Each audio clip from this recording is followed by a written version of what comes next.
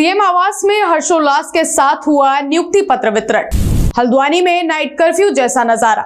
चारधाम यात्रा के आगाज से पहले हरिद्वार में खाद्य सुरक्षा विभाग पूरी तरह अलर्ट। रुड़की में कांग्रेस की महाबैठक। नमस्कार, आप देख रहे हैं खबर गंगा और मैं हूं आपके साथ अंजलि रावत। अब खबरें विस्तार से। उत्तराखंड में युवाओं को रोजगार से जोड़ने का अभियान तेज गति से जारी है। इसी कड़ी में आज मुख्यमंत्री पुष्कर सिंह धामी ने मुख्यमंत्री आवास में आयोजित एक कार्यक्रम के दौरान कृषि एवं कृषक कल्याण विभाग में चयनित 12 मानचित्रकों को नियुक्ति पत्र प्रदान किए। इस मौके पर मुख्यमंत्री ने युवाओं को बधाई देते हुए आह्वान किया कि वो अपनी पूरी क्षमता के साथ राज्य की कृषि व्यवस्था को और अधिक सुदृढ़ बनाने में अपना योगदान दें।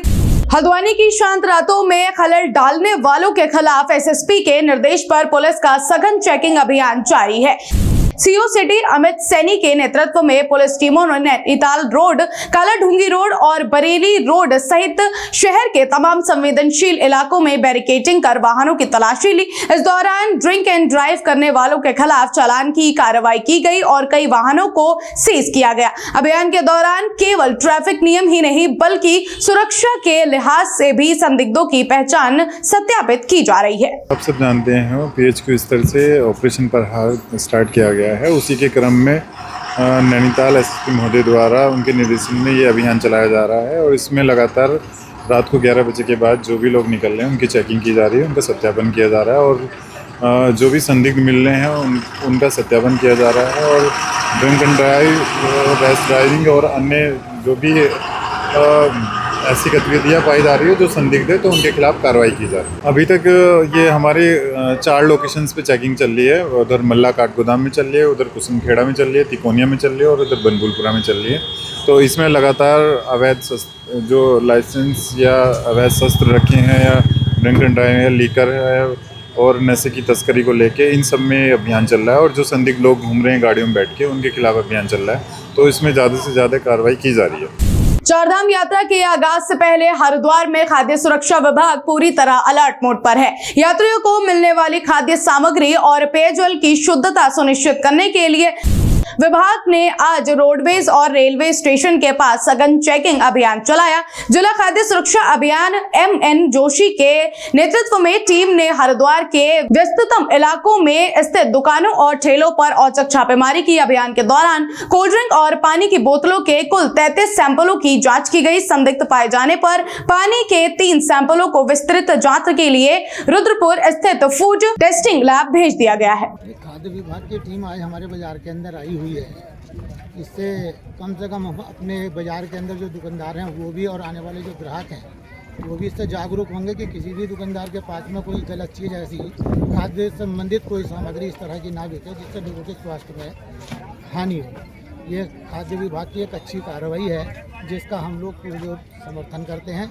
अच्छा है, भविष्य में इस तरह की कार्रवाई होती रहनी चाहिए और मैं अपना एक यही निवेदन करूंगा कि अपने व्यापारियों से भी और खाद्य विभाग की टीम से भी कि आगामी इस तरह की कोई गलत अगर सामग्री किसी व्यापारी के पास है तो वो आज के बाद में वो इस चीज़ को ना बेचे। ये हमारे जो आयुक्त महोदय उत्तराखंड खाद्य सुरक्षा प्रशासन एवं जिलाधिकारी महोदय के निर्देशानुसार हम लोग आजकल चेकिंग अभियान चला रहे। चारधाम को देखते हुए भी और जो आम जनता है उनको सही से भोजन मिले, सही से खाद्य सामग्री मिले, उसी परिप्रेक्ष्य में आज हम लोगों ने हरिद्वार में बस स्टैंड में हमने अभियान चलाया था FSW के साथ, जो मौके पे जांच होती है जिसपे तो उसको हमने वहाँ भी पानी और अन्य खाद्य सामग्री की चेकिंग करी है। और आज हम यहाँ पे सेक्टर 4 में पीट में पूरी टीम के साथ और FSW के हमारे DC साहब और पूरी लैब हमको लेके आए हैं यहाँ पे और मौके पे ही खाद्य पदार्थों की जांच कर रहे हैं। अगर जांच में कोई खाद्य पदार्थ अधोमानक या असुरक्षित पाया जाता है उसको मौके से हटा के उनकी लीगल कार्रवाई के लिए की जाएगी।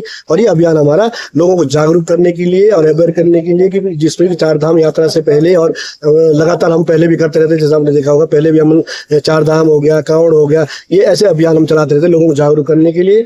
और अगर कहीं मिलावट की आशंका रहती है उसके खिलाफ हम जो विधिक कार्रवाई होती है फूड सेफ्टी स्टैंडर्ड एक्ट के अंतर्गत वो हम करते हैं।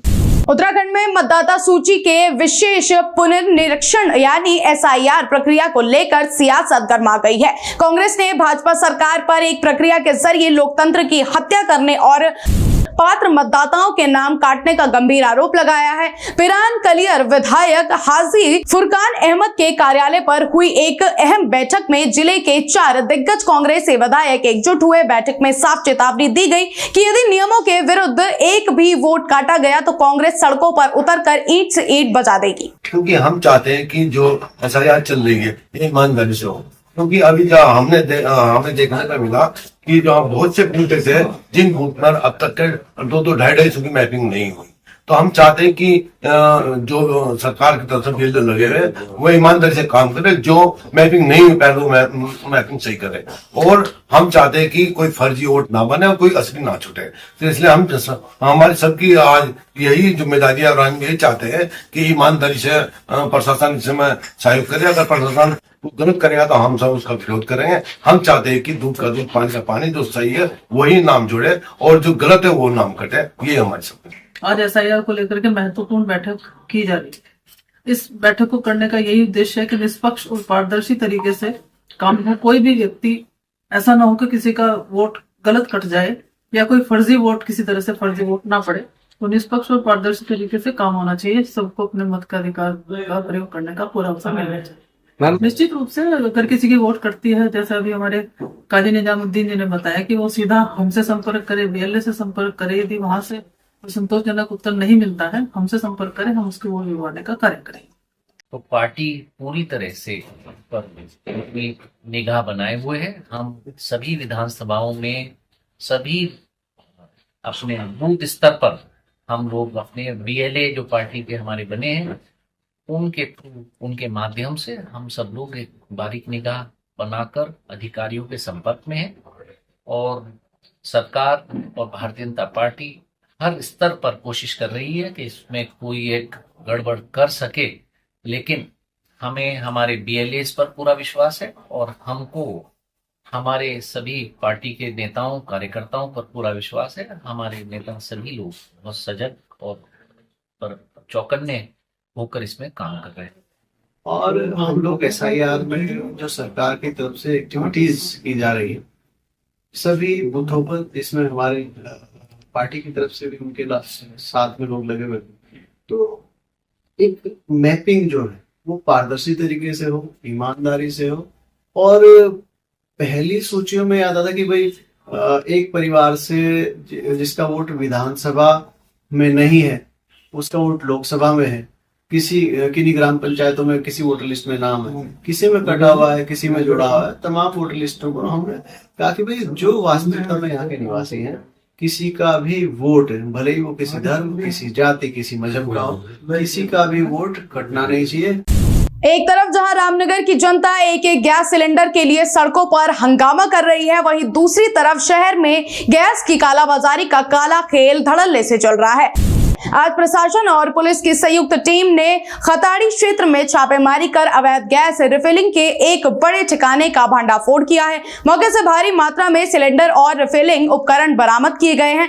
इस कार्रवाई के बाद अब स्थानीय गैस एजेंसी की भूमिका भी जांच के दायरे में आ गई है। देखिए, हमको भी कल रात को सूचना मिली थी और सूचना पे हमने तत्काल कार्रवाई की है और हमने मौके पे लगभग 34 सिलेंडर जो 16 बड़े सिलेंडर हैं जिसमें 2 कमर्शियल भी है और 18 छोटे सिलेंडर जिसमें घरेलू और कमर्शियल दोनों सिलेंडर हैं। तो टोटल 34 सिलेंडर हमने पकड़े हैं। इसके अलावा साथ में जो रिफिलिंग के जो उपकरण होते हैं, कई तरह टाइप के जो उपकरण हैं वो भी मौके से बरामद भी किए हैं। और साथ में जो ये बाट माप तोल वाला होता है 200 ग्राम से लेके 20 किलोग्राम तक हमने वह मौके से जब्त किया है। चूँकि ये जो मामला है, ये जो अवैध रिफिलिंग है उसका मामला है ये, तो ईसी एक्ट में मुकदमा भी दर्ज हो गया है। जो संबंधित विभाग है वो भी उन्होंने तहरीर दी है, उसमें मुकदमा हो रहा है और उन पर कार्रवाई भी की है। जो भी आपका इसमें जो 2 संदिग्ध लोग थे उनको कल अरेस्ट किया है और जो अवैध जो 34 जो सिलेंडर हैं वो हमने अपने कस्टडी में रखे हुए हैं। रामनगर के गुल्लरघट्टी क्षेत्र से एक हृदय विदारक खबर सामने आ रही है, जहां एक 27 वर्षीय महिला ने अज्ञात कारणों के चलते फांसी लगाकर आत्महत्या करने की कोशिश की। ऐन वक्त पर परिजनों की नजर पड़ने के कारण महिला को फंदे से नीचे उतारकर अस्पताल ले जाया गया। फिलहाल महिला की स्थिति बेहद नाजुक बनी हुई है और पुलिस इस खौफनाक कदम के पीछे की असल वजह तलाशने में जुटी हुई है। क्या बोलते हैं 10:20 के आसपास एक 27 साल की फीमेल को पड़ोसी लेके आए थे। तो वो कह रहे थे कि ये 10-15 मिनट से शायद कमरा बंद करके बैठी हुई थी, तो दरवाज़ा तोड़ के देखा तो फांसी पे लटकी हुई थी।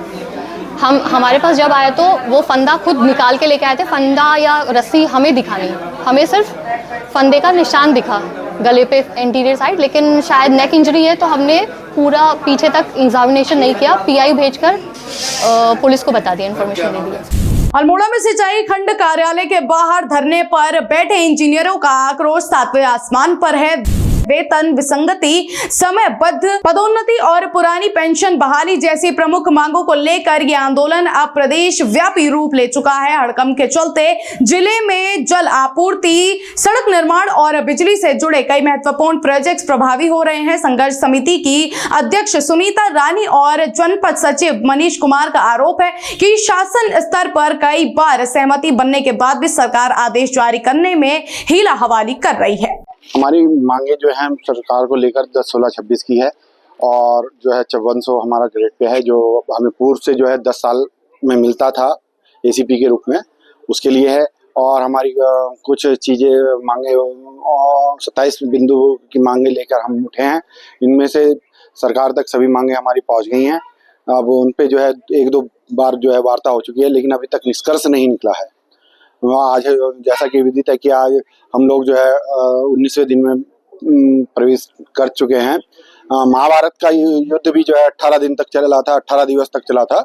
हम आज 19वें दिवस में पदार्पण कर चुके हैं और हमारी वार्ता हमारे प्रांतीय कार्यकारिणी के जो सदस्य हैं, संघर्ष समिति के जो सदस्य हैं, निरंतर वो उनकी जो है वार्ता चल रही है। यथाशीघ्र हो सकता है कि जल्द ही समस्याओं का समाधान हो जाए और अगर नहीं होता है तो हम लोग इसी तरह से जो है प्रांतीय कार्यकारिणी के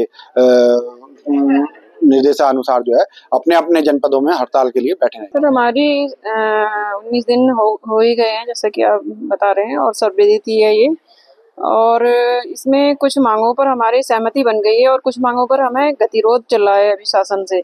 उसमें जो मुख्य मांग है वो हमारी 10 साल के बाद हमारे सदस्यों को 5400 का ग्रेड पे का है, उसमें हमारा गतिरोध बना हुआ है। और हमारी मैं यही कहना चाहती हूँ सरकार से, हमारे माननीय मुख्यमंत्री जी से, कि हमारी मांगों का जल्दी से जल्दी संज्ञान ले हम, जिससे कि हम अपने कामों पर जल्दी से जल्दी लौट सकें। और हम यहाँ पर कोई शौक से नहीं बैठे, हमारी जो समस्याएं पूरी नहीं हो रही है, हमें यहाँ पर बैठना हमारी मजबूरी बन गई है। हम अनुशासनात्मक तरीके से यहाँ पर बैठे हैं, तो हमारी मांगों को जल्दी से जल्दी पूरा किया जाए। यहाँ पे उत्तराखंड डिप्लोमा इंजीनियरिंग महासंघ के बैनर तले अनिश्चितकालीन हड़ताल पे 19 दिवसों से बैठे हुए हैं। सरकार अभी तक सोई हुई है। हमारी जो 27 सूत्री मांगे हैं अभी तक सरकार ने उस पर कोई भी फैसला नहीं लिया है। तो हमारी सरकार से ये मांग है कि हमारी जल्द से जल्द मांगों को मान लिया जाए और जिससे कि हम इस हड़ताल को सफलतापूर्वक खत्म करें। आगे कल एक प्रकरण हुआ है जिसमें कि कुछ हमारे सिंचाई विभाग के साथी जनों के साथ कुछ नोटिस वगैरह निकाला हुआ है।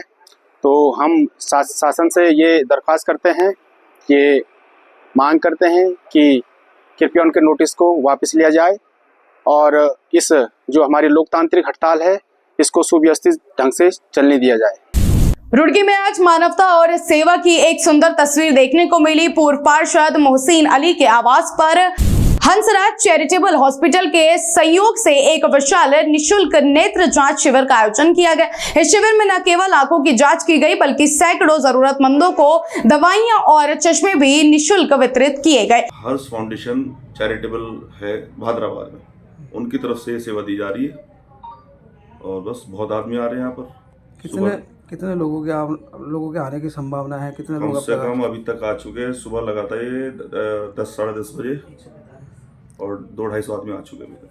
जो चश्मे वगैरह दिए जाने फ्री सेवा, सब फ्री सेवाएं, आई ड्रॉप, चश्मा, नंबर और कैटरेक्ट का जो है ऑपरेशन होना है वो भी फ्री है। समय समय पर कैंप लगाया जाता रहता है?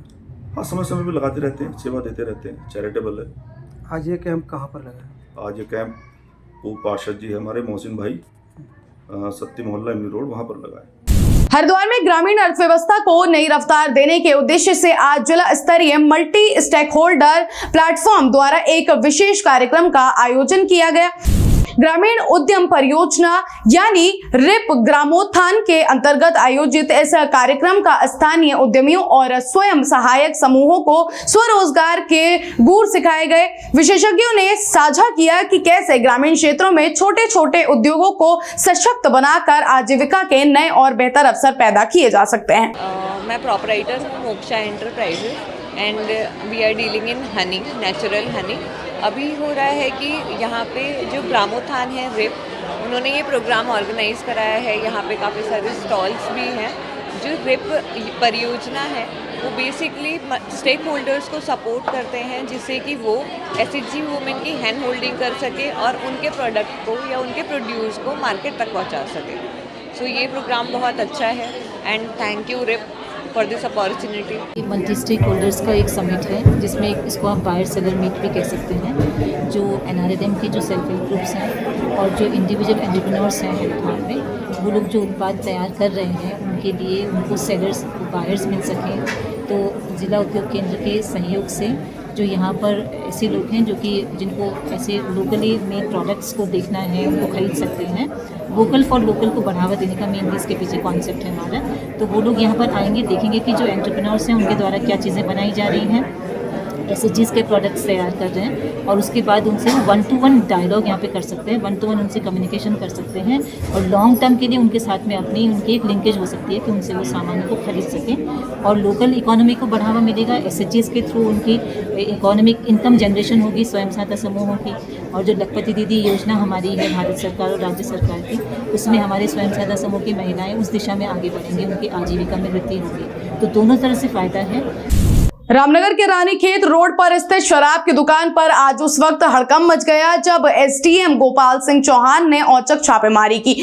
दरअसल एसडीएम ने 2 ग्राहकों को टेस्ट के तौर पर शराब खरीदने भेजा था, जिसमें सेल्समैन ने तय रेट से ज्यादा पैसे वसूले। पुष्टि होते ही प्रशासन और पुलिस की टीम ने दुकान की सघन तलाशी ली। जांच के दौरान दुकान में भारी मात्रा में ऐसी बियर की कैनें मिली जिनकी एक्सपायरी डेट निकल चुकी थी। जिलाधिकारी महोदय के निर्देश पे परसों शाम को समस्त जिलाधिकारियों के द्वारा और सिटी मजिस्ट्रेट महोदय के द्वारा जो है समस्त विदेशी मुद्रा की दुकान, देसी मुद्रा की दुकानों में छापामारी का अभियान चलाया गया था। इसमें हम लोगों ने भी छापा मारा था, जिसके क्रम में 3 दुकानें ऐसी पाई गई थी जहाँ पर जो बोतल में जो अंकित दाम है उससे अधिक दाम पर शराब का विक्रय किया जा रहा था और 2 स्थानों पर 5 रुपये का विक्रय अधिक हो रहा था, एक स्थान पर 10 रुपये अधिक लिया गया था। तो इस संबंध में जो जिला आबकारी अधिकारी है उनको रिपोर्ट भेजी गई थी कि उनसे कहा गया था कि आप आबकारी अधिनियम के प्रावधानों के तहत उनके खिलाफ कार्रवाई करते हुए कृपया आवेदन कराएं ताकि दोबारा से जो व्यक्ति को इस प्रकार से जो विदेशी मुद्रा की दुकानों के सेल्समैन है वो अधिक धनराशि न ले सके।